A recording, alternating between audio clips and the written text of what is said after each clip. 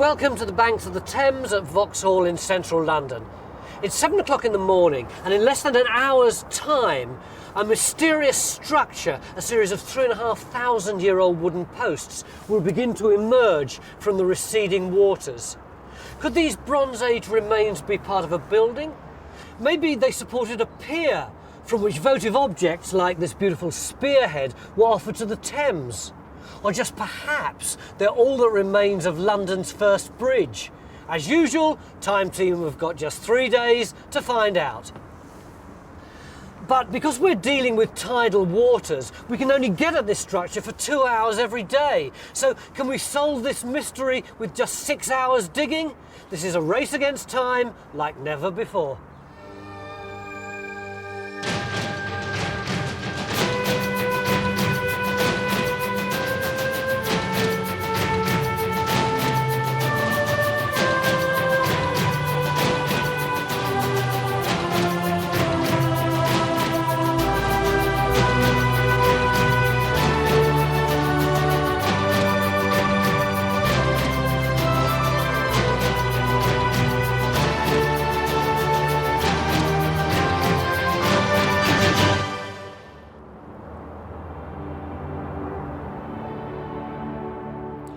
The moon hasn't even set behind Battersea Power Station, but the Vauxhall foreshore is already awash with our digging team. Ahead of them is a challenge unlike any other we've attempted, to investigate a complex structure accessible for only 2 hours each day during daylight. It may have been these beautiful Bronze Age spearheads that alerted us to this site, but it's these rather shabby lumps of wood emerging from the Thames that's got everyone excited. There's always timbers coming up in the river, aren't there? What's so special about these ones? Well, that's right, Tony. It's the apparent association of the timbers with these two bronze spearheads. That's the key thing. That's what we're after, trying to unravel this weekend. Now, when the timbers came up, I mean, they're big, they're round, they're very low down on the foreshore. And when we had the spearheads brought into us, we weren't sure whether there was any clear association with them. But the radiocarbon dates that we had back had tied them quite nicely to the date of the spearheads. That's the key thing. Since the Thames revealed the structure in 1993, 22 timbers have been recorded. Carbon dating confirms that they're up to 3,500 years old, and their configuration suggests they could be the remains of a building, a jetty, or even a bridge. Our dig will be the first full investigation into this site, and although it's survived 3.5 millennia, this may be the last chance anyone has to study it. The whole reason that we can see the piles today is because the river is eroding the foreshore on top of them. So once the foreshore, which has sealed them for 3,000 years, has been washed away, then the river starts on the piles themselves, and it's eating those away as well. So they've only got a limited life. We're starting our investigation into this mysterious structure by looking at one post in particular to see what it can tell us about this possible building, jetty or bridge. The top of the one we've chosen appears to be in good condition, but the eroding shoreline means it may not survive much longer if we don't remove and preserve it. What's the strategy, Ian? You're gonna hack all that top off first? We want to get a slot off. Yeah. We're keeping the top 20 centimetres. Ah, It's right. got all the environmental organisms in it. Right. And then we want to find out whether this is a pile or a post, and whether it goes down a heck of a long way, or it's going to stop conveniently in our trench. You're going to keep this in order then? You take the stones off in one lot, and then you keep the next layer to be sieved. Imagine this as the turf on any other normal site. Yeah. Well, we've got to put it back just as it was.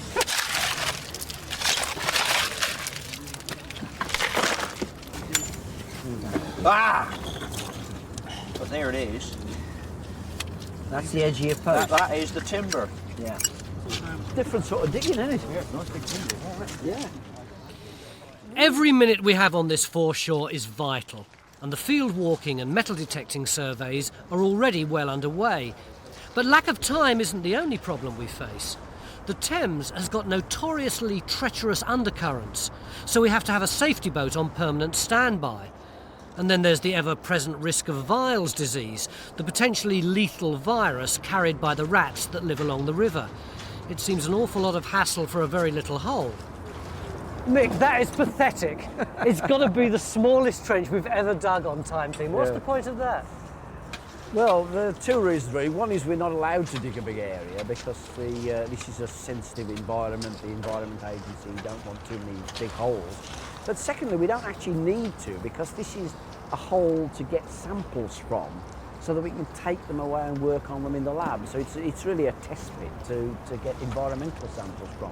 It's more scientific archaeology. This scientific archaeology includes taking sample cores of what's below the modern foreshore surface. 0 to 8. Yeah. Unit 2. When we digitally map these results, we should be able to strip away the last 3,500 years to come up with a 3D picture of the Bronze Age landscape of Vauxhall. Silt 1, sand 1. See there? In Trench 1, the area around our timber has now caught our attention. It's got lots and lots of little powdery bits of sand, and this is all clay with wood. So it's just possible. It looks like we've found a post hole. This is important evidence as we try to work out what our structure may be. If we've got posts, timbers placed in a hole and then packed with earth, then that would suggest a structure built on dry land.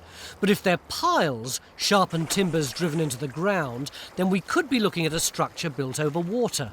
I think to be able to pile something of that size, you'd need some piece of kit, wouldn't you? I mean, wouldn't it be a lot easier to actually dig a hole?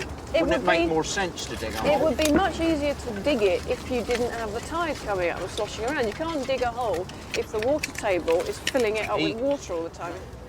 We obviously need more time to solve this riddle, but as the minutes tick by, the tide continues to drop, revealing a second timber we want to investigate. You need to get the walkboards just outside your half-metre stretch so that we're not churning it up. Investigating Trench 1 in the time available is pushing us to the limit, but the window of opportunity for Trench 2 must break all time team records. I've got about 45 minutes, I think, for the tide changes. And what do you want to try and achieve by then? We want to find out whether this pile is the same as the one over there in the way that it's been set into the ground, see the tool marks and see how deep it is. If we can get it out today, is that what we're going to try and do? No, I'm going to half section it today, and then we can backfill the hole with clean gravel in bags, whip that out tomorrow and we can carry on down. Are you confident? I don't know how deep it is. I honestly don't know. It could be huge. While a bemused Barney ponders just what's physically possible with only 30 minutes digging time, the incident room is an oasis of calm. Here, the less physical arts of archaeology are beginning to play their part in solving the mystery of the Vauxhall structure, including Henry's 3D map of the present foreshore. It's all over the place. So what we have is the higher ground here at the top of the foreshore, running down, well, into the river at this edge. And in the red, you can see the corners of the trenches we're excavating. Just to add some context, the black dots are showing the positions of finds made during the field walking. Oh, this morning? Yeah. There's quite a lot turned up there, all isn't from there? this morning. Right. Well, and the sooner you can get the position of those fixed into the base map, the better, actually, because I'm trying to establish what might have happened to this piece of ground over a long period of time, Okay. and what things might have influenced that piece of ground where the timbers are coming out. Phil, the tide's turned. Tide's turned? Yeah. My God, We haven't really got as far as we'd hoped, have we? Well, I think we're doing very... I mean, this one is probably as much as we would have hoped. This looked very good. Well, what can you get from this? Look, we know now that it is definitely a post. It's not been piled in. Look, we've got this beautiful cut of the actual post hole. So somebody's actually dug a hole and put one of the posts in. That was one of our main objectives, to find that out. We cracked that. Normally on day one, we're only getting started at this time, but here it's just the opposite. Well, this is it, believe it or not. This is the end of the first part of our 3-day dig, the fastest one we've ever done on time, team. We've now got just 10 minutes to get off site and record before we all get our feet wet. The end of our first day's digging leaves us with a tantalising glimpse of the Bronze Age foreshore. Just before the Thames flooded Trench 2, we found some tool marks that suggest we're looking at a timber piled into water. Yet Trench 1 seems to contain a post sunk on dry land. So could the Bronze Age river's edge be somewhere between these two timbers? While we have a well-deserved early lunch, the Thames reclaims our site.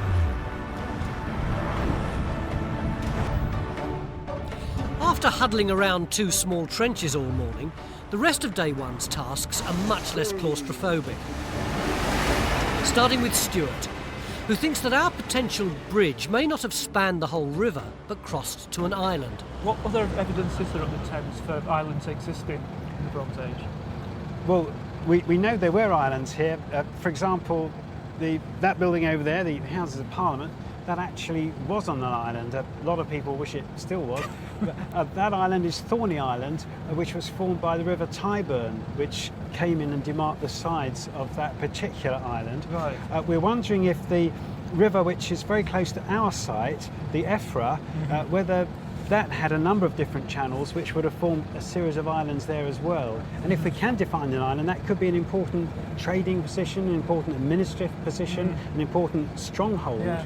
And it could be a jumping off point. Instead of building a bridge right the way across the Thames, you could build a bridge from the land to an island, to another island, and then island hop all the way over. So it's actually quite important for us to try and work out where the courses of these rivers actually are, see how they relate exactly to the fight. As Stuart continues on his jaunt down the Thames, I've returned to our now flooded site to take a closer look at the spearheads that sparked this investigation.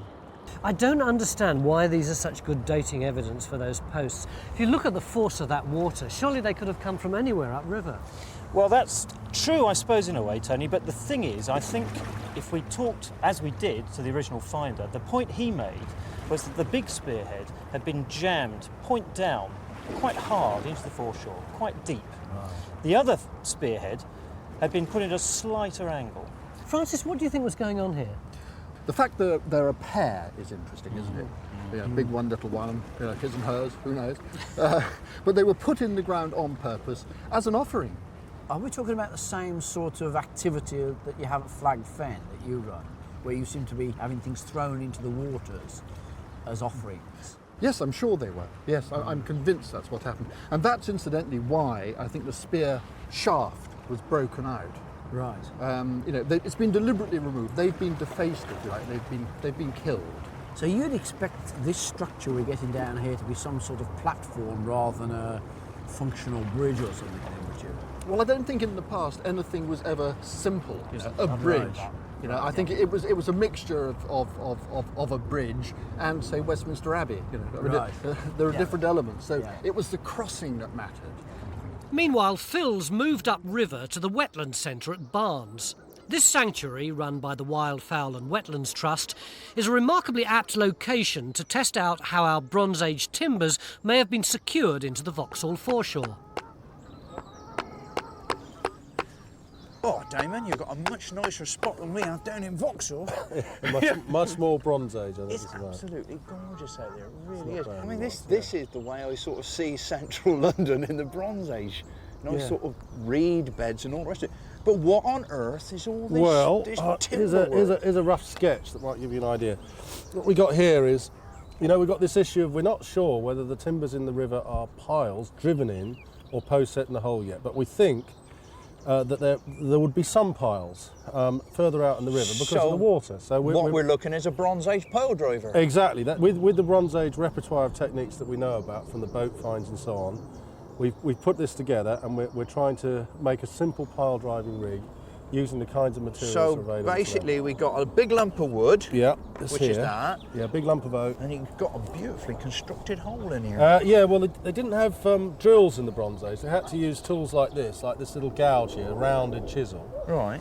And then here you've got, this is the actual framework itself. Yeah, 2 legs of the tripod. This is the 3rd leg which we're going to put in when we rear the thing up. Here we've made a very primitive kind of block without a pulley, without a wheel in it. It's just got a rounded hole, and we hope that the rope pulling the big ram weight that will drive the timber will run through. That is to me, that's a very sophisticated invention. Do we know that they had anything quite as sophisticated? We don't know. No, we don't know exactly. We know we found lots of Bronze Age timbers with slots in like this. Right. We know they used rope to tie things together. We know they drove piles, so it's plausible. As Phil gets to grips with his Bronze Age tackle and Stuart delves into the topographical history of London, there's very little the rest of us can do but wait for the Thames to once again reveal our site. It's the end of day one. It's phenomenal how much the tide's risen since we were down on the foreshore. Yes, it must be at least 20 feet above our heads now. What have we learned from today? Quite a lot. I'm very pleased. Phil found the post pit around that timber, which therefore proves it's a post. So tomorrow we've got to empty that post hole out, look at the fill, see if there's any Bronze Age or any artifacts in there, hopefully Bronze Age. And also we want to look into the fill to see if there's any environmental evidence in there to help us tell whether that post hole was cut on the dry land or perhaps in the intertidal zone on the foreshore, on what was the Bronze Age foreshore. Yeah, I mean, that's what interests me. We've taken lots of samples from out of those holes, and our science people are now looking at those. We shall learn an enormous amount about environmental changes. And in particular, we're trying a technique we've never used before, which is diatom analysis. What's that? Well, I'll show you on the microscope tomorrow. It's something to look forward to. Beginning of day 2 of our dig in central London, where we're investigating some Bronze Age remains under Vauxhall Bridge there. Well, we should be, but it's 9:15, and as you can see, our site's still covered with water, and our diggers can't get across. Gus, you promised us by 8:30 we'd be digging. What's gone wrong? What's gone wrong is that predicting the tidal movements is not an exact science. We've had a lot of rain last night, and that seems to be delaying the tide going out. I'm very sorry about that. So I could have got up later, in fact. You could have had a double breakfast. Does that mean we'll have a shorter window in which to dig, or that we'll just start later? I think it means we start later and stay on the foreshore later. And are we going to try and get one of these posts out today? We are going to try to do some post-excavation today. Oh, that's an archaeologist's joke. I think the tide's going down. Come on. It is. Come on. It is. Yesterday's dig was so intense that this morning's extra weight for the tide has put everyone on edge. But finally, the moment of truth arrives. Have our partly excavated posts survived the night?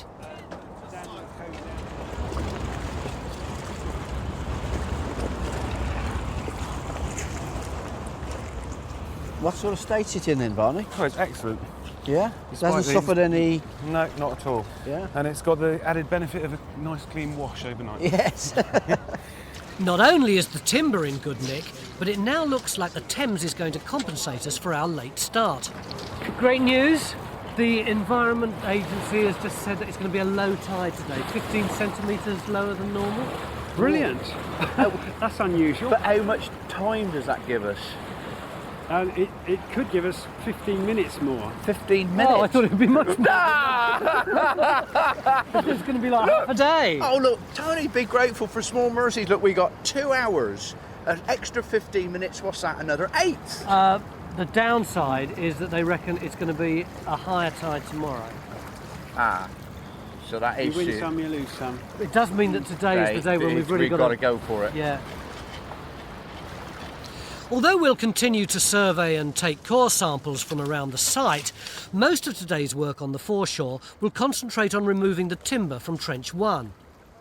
While we prepare for our excavation, Stuart and Kikar Singh from Graphics are up on Vauxhall Bridge working on the graphic reconstruction of how our site would have looked 3,500 years ago.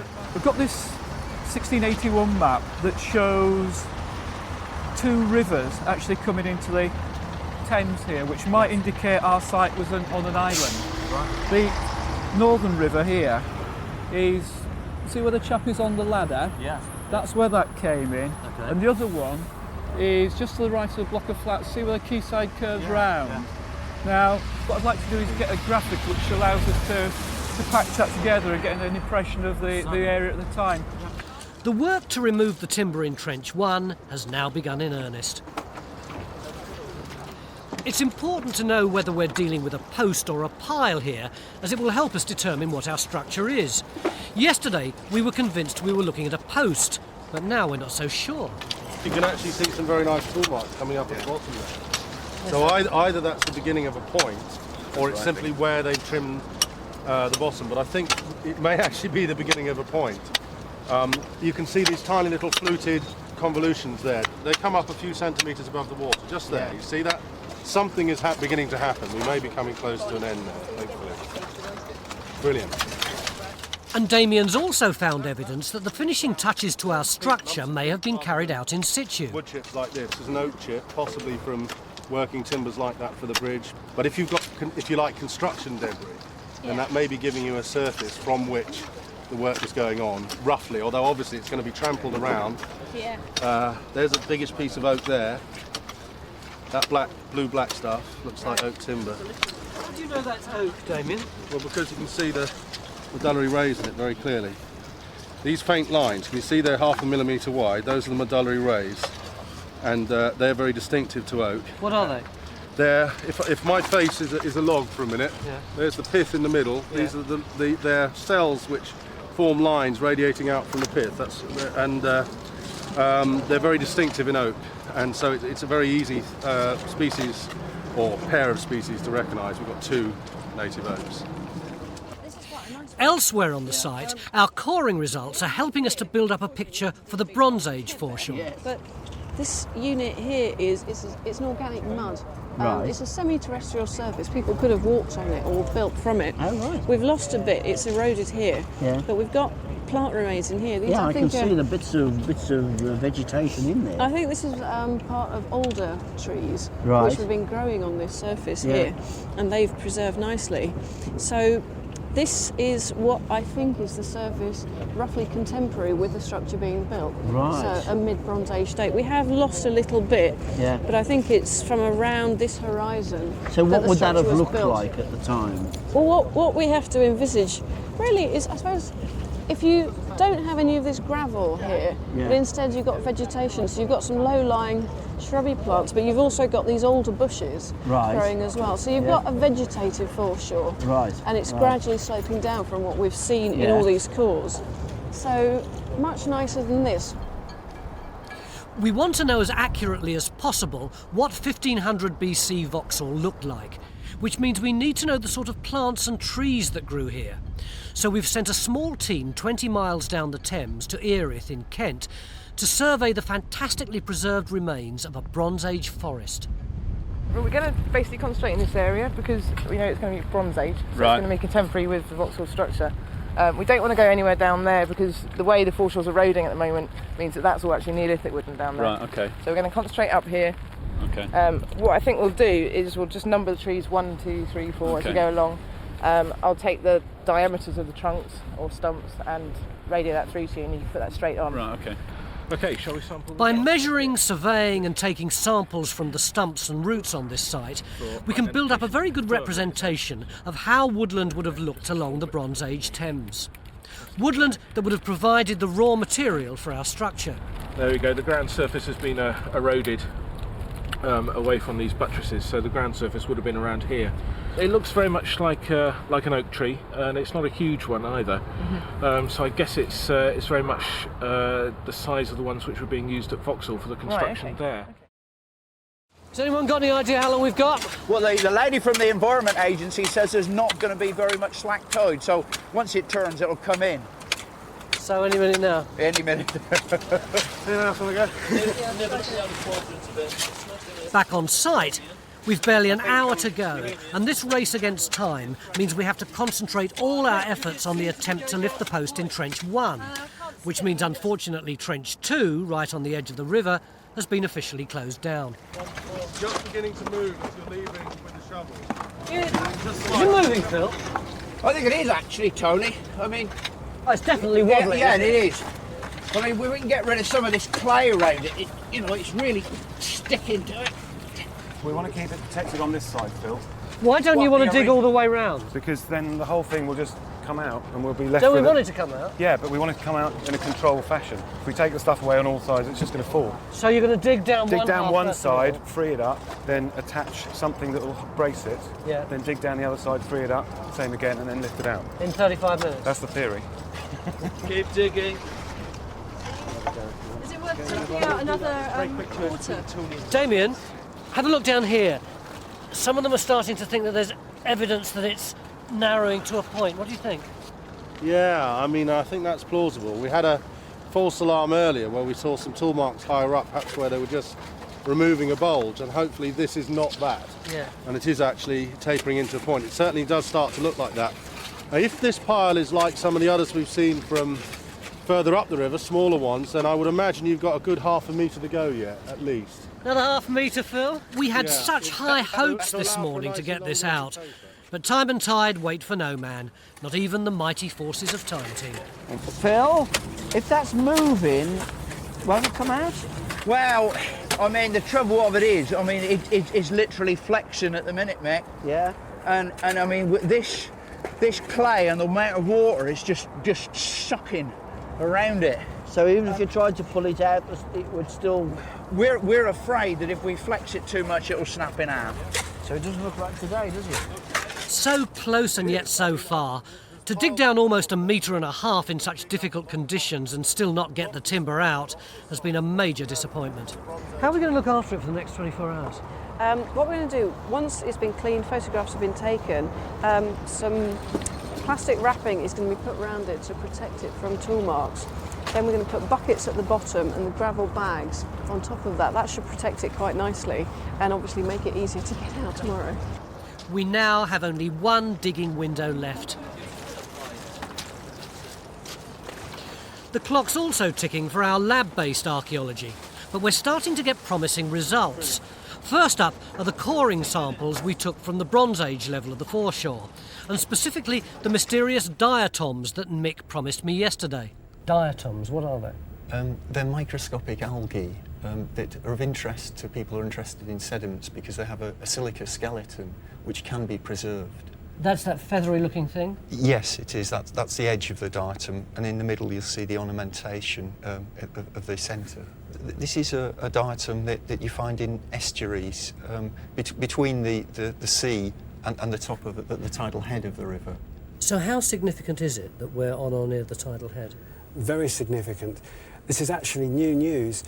It was only just a few years ago that it was suggested the tidal head was as far upstream as Westminster in the Bronze Age. Well, we're a few hundred yards upstream from that. And now we've moved up upstream from that, so this is a first for Time Team. We've actually put the tidal head further upstream. And what does it imply about our structure? Oh, well, this is important. The tidal head is that point at which the river runs backwards halfway through the day and then forwards again, so it's a very magic place. So it's important for the ritual argument, but it's also important for the economic argument, because that's the point at which vessels can be swept upstream on an incoming tide, can offload their cargoes, and then be swept downstream on the outgoing tide. So this evidence doesn't tell us what the thing is, but it tells us why it is where it is. A splendid summary, yes. Well, that's right. No avenue of investigation seems to be too small or too big for our recreation of what was going on at Bronze Age Vauxhall. Stuart's taken Mick to the London Eye for a 450 feet and 3,500 year overview of the site. I've been looking through historical maps, and although you might not think maps have a great deal to do with the Bronze Age, they actually have, because one of the earliest maps is 1680. Yeah. And that's long before any of this developed, when the landscape was actually still visible to the cartographers of that day. Yeah. And what it shows is that there were two fairly major river channels coming in towards the site that we're working on. And are these rivers that are lost now? Or? Yeah, they're another of London's lost rivers. As the buildings were built up, particularly during the Victorian period, and big expansion in railways and industrial sites and so on, these river channels were still fast flowing, and they had to culvert them under the buildings. Right. And London's actually got quite a lot of rivers which flow underground now. And there clearly was something towards our site. Yeah. At the moment I'm following that through, but it does look at the moment as if we're heading towards a scenario where our site actually sat on an island, like a triangular island. Oh, so not just a bit where the river is, but going back in sort of what is inland. That's right, it sat between two channels. Right. And another thing which is relevant to that particular area is that from the north side there is another river channel, it's a branch of the river which formed the island here at Thorney, which went that way. Yeah. So not only have you got two rivers coming in on that side of the jetty or bridge, but on the opposite side you've got a river coming in as well. So you've actually got a river dynamic where you've got a bend and you've got channels coming in from the opposite side. Well, the effect that has on water flows, tidal water, upsetting the currents and eddies, all that is relevant to trying to understand that site. And I've been working with Jane to try. Back at Vauxhall, we're starting to peel away 3.5 millennia of this Thames foreshore, thanks to the coring samples that provided the diatoms. What we've done now is the data that I've collected and logged on the shore, we've dumped into the computer, and we've now got a plot of the topography below the surface that we actually walk over. This has shown some quite surprising things. Although the modern foreshore is fairly straight at Vauxhall, our digital map shows the Bronze Age waterfront as an embayment, with our structure starting on much more solid ground and then rapidly extending into the Thames. So the river's pulling further towards the shore than we thought it would. We'd assumed that this structure would have been built almost on a promontory sticking out into the river, and it's actually the reverse. So I'm rather surprised about this. And we've had a chat with Stuart about his modelling of the various rivers, and we have more of an idea why this might have happened, although it's come as rather a surprise. Jane and Stuart have now got only a matter of hours to refine their theory. Meanwhile, Phil's returned to the Wetland Centre with Damien to try and recreate the techniques used to make the post we've been attempting to lift. Is this the sort of job, do you reckon, that they would have done on the foreshore, or would they have actually made the timbers and then carted them down to the river? I think they might have done some of this trimming before they got to where they were going to use it.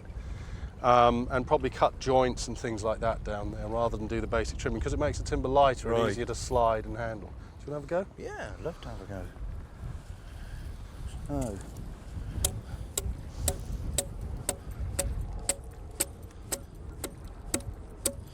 Well, another thing we can try is the same kind of blade, hafted in a different way as an adze. Oh, you've got one of those, haven't you? Yeah, well, we've looked at some woodwork which suggests they were using them hafted like this, putting a handle in this way.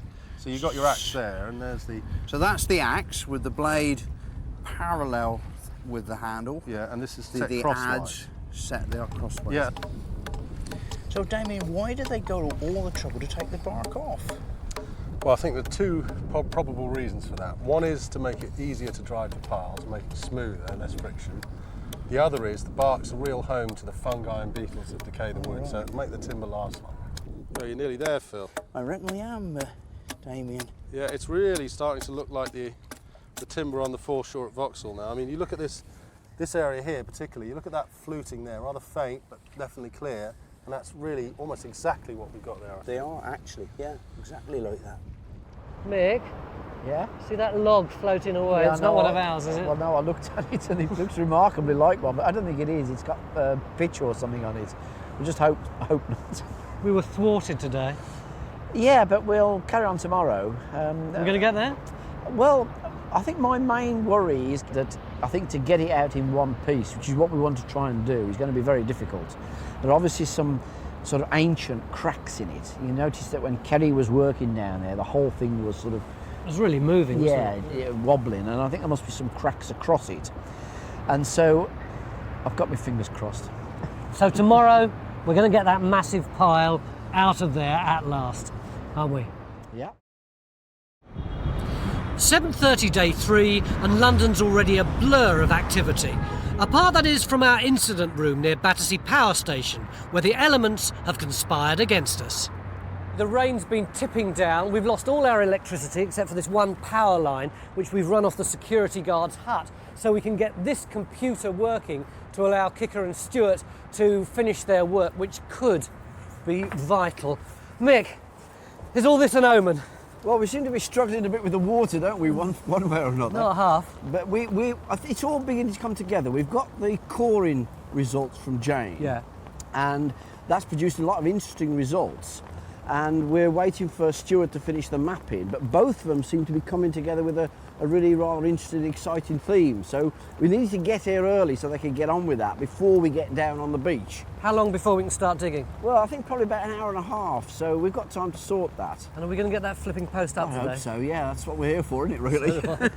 The Bronze Age timber may be the focus of our diggers' work, but we're utilising just about every other form of archaeological investigation to try and work out what's going on here. Phil, come and have a look at this lot.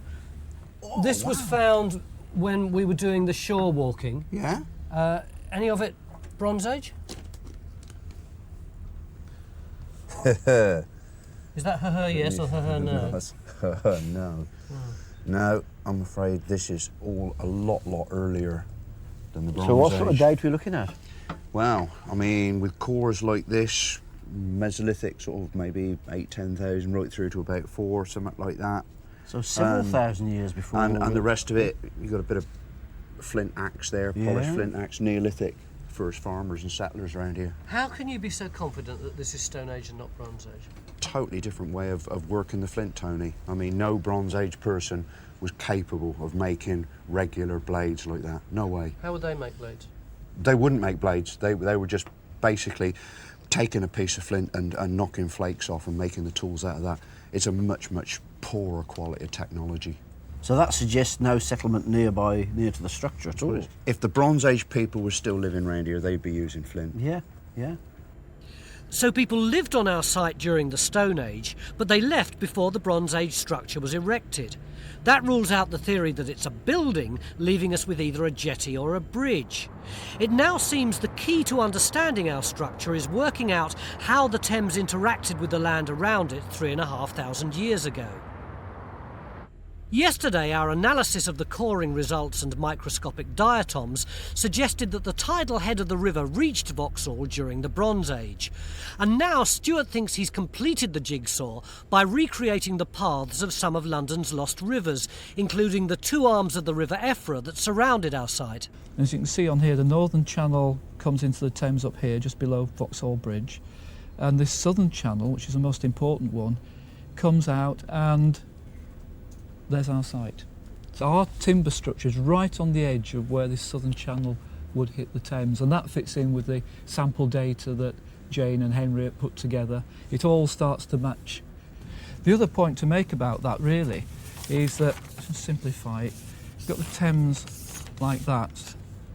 We've got these two channels I've been talking about coming down like that. Our site is here. On the opposite side we have a channel of the Tyburn. And all three, in effect, come in more or less together. Now, the effect of that could be on the main river flows. As the river comes down, it hits the waters coming in from these channels and starts to eddy, starts to swirl round. And the effect of that is to make the river, in effect, drop sediment and sand and so on in that it's carrying, which would create a gravel bank or a sand bank in the middle of the Thames. That seems to suggest to me that it could still either be a ritual structure because there's something strange happening with the river here, or it could be a bridge because if you've got gravel island and so on, then you've got an easier way of perhaps getting from one shore to the island and then from that island to another one or back to the other shore. Right. You know, I mean, it's a good crossing point, in fact. If we have an island in the middle, it could be a bridge to the island rather than necessarily a bridge right across the river. So it's the island that might be important. It feels like we're getting warm. What do we do next? Yes. I think we get cold. I think we have to go out on the foreshore and get very wet and try and finish our study of this particular area. Yeah. While Graphics sets about recreating Stuart's model of Bronze Age Vauxhall, the modern-day Thames has receded enough to let us back onto the foreshore and the partly excavated post that we carefully packed yesterday. Is it moving? But it doesn't look good. I think it's moved in the night. It looks more as if it's further over to me. Doesn't it? Yeah. Is that all right? Ish.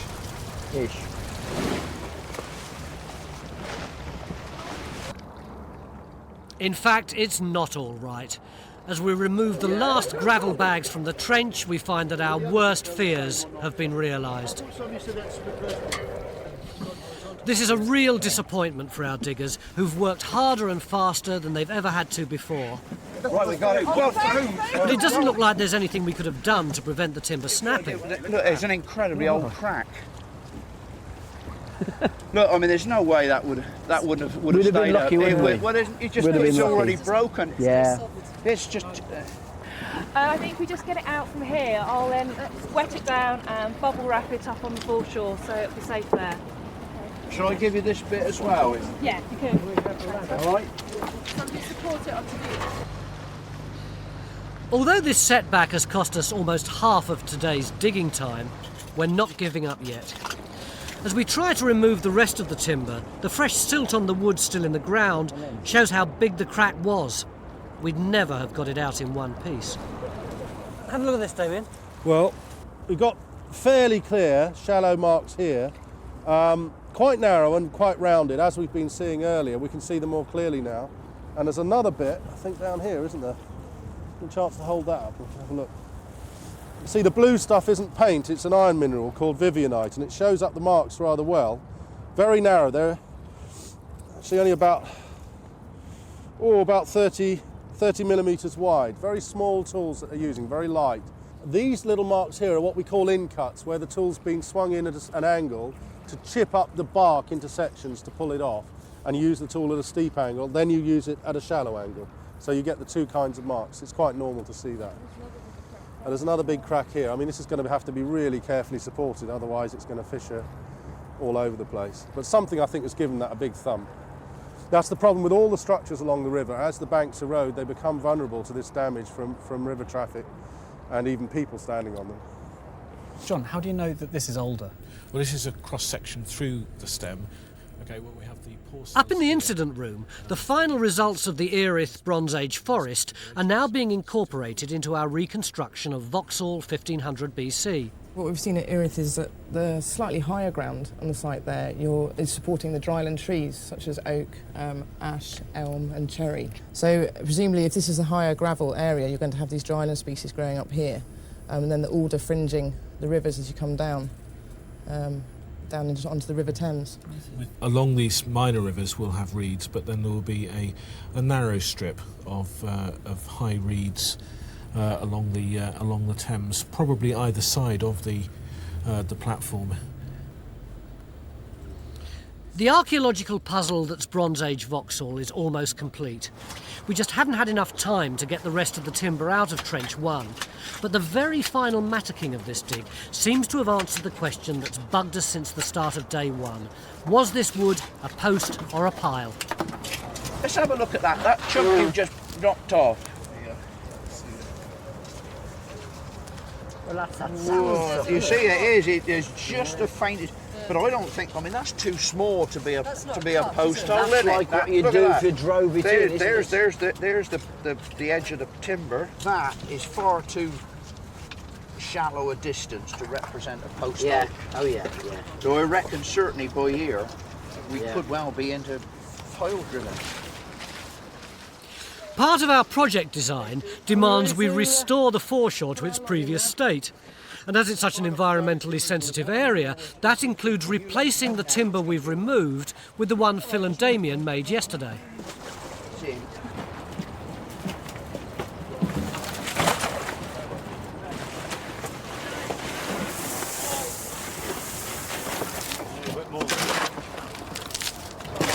I reckon we did a good job there. What do you mean? I'm worn out. Oh yeah? Yeah. Well, it's only a 2-hour working day. Well, at least we've got our own stake in the Thames. Oh, how long is that going to last, you think? But it ain't 3,000 years. How long are we going to last? But although the Thames has reclaimed one of the strangest time team digs we've done, the work's not over yet. It was extraordinarily difficult getting even half of that timber out, which goes to show, I suppose, how difficult it must have been for the Bronze Age people to get it in the first place. Yes, that was a very substantial structure, not just temporary works. And we've learned that it clearly wasn't a fish trap, unless they were catching whales, and it certainly wasn't a dry land building. And we've come to the conclusion it must be either a very long jetty or a bridge. John, from your point of view, was this whole exercise worth anything? Very much so, I think, Tony, because it's helped put into context a little bit more of the Bronze Age landscape in the London region. I mean, this, for us, is pretty much a unique structure. We've got nothing else quite like this in the capital.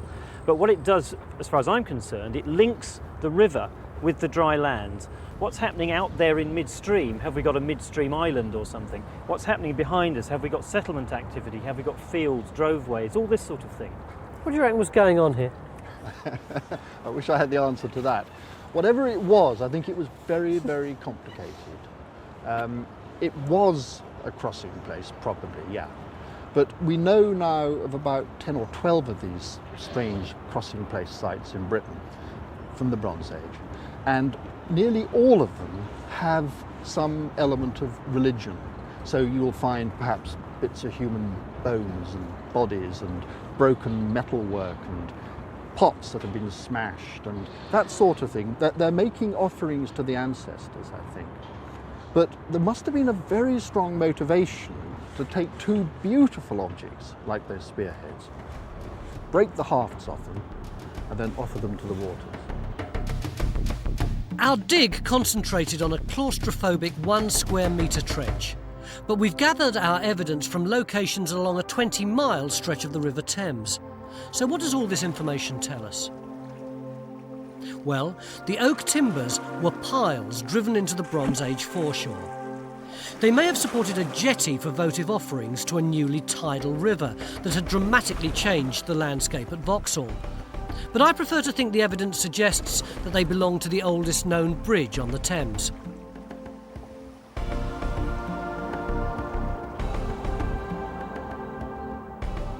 Today, the foreshore is a mass of concrete and stone, but 3,500 years ago it would have been lined with reeds, and our bridge would have connected the island formed by the two arms of the River Effra to an island created by the swirling confluence of the Effra, Tyburn and Thames.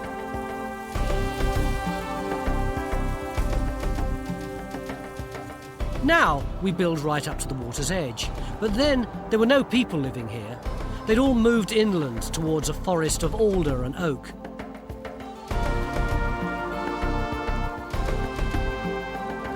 And all of this in a place that is now London, but then would have been a land of floodplains, marshes and scattered communities.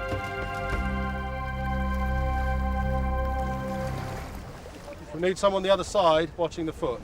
Just put your foot on it if it slides too much. We've discovered so much over the last 3 days of this unique time team dig, but we still have one last challenge. Can we recreate how the timbers of our Bronze Age structure were secured so firmly into the Vauxhall foreshore? 8 people, who knows? Depending on the length. Yeah, you want to drop your end? Watch out! There's ground level. And where should we say? There. No, if you're doing this properly, you probably have a series of tails. I did bring enough rope. We'll rest it on the bar. You might need a touch more, but still a bit wonky, isn't it? No, that's better. You think that's all right? Well, when it's not swinging, yeah. 1, 2, 3. Oh, yes. Brilliant. Look, that's almost gone down one. Yeah. One graduation. Yeah. What does that mean in units? Bronze Age inches. Well, it's like about 1 Bronze Age inch. It's about 2 fingers. Oh yeah, that's typically. So a victory for Bronze Age engineering, and just an idea of the Herculean task that must have faced the people who built London's first bridge. So I count to 3. Yeah. 1, 2, 3. Yes. Look at that.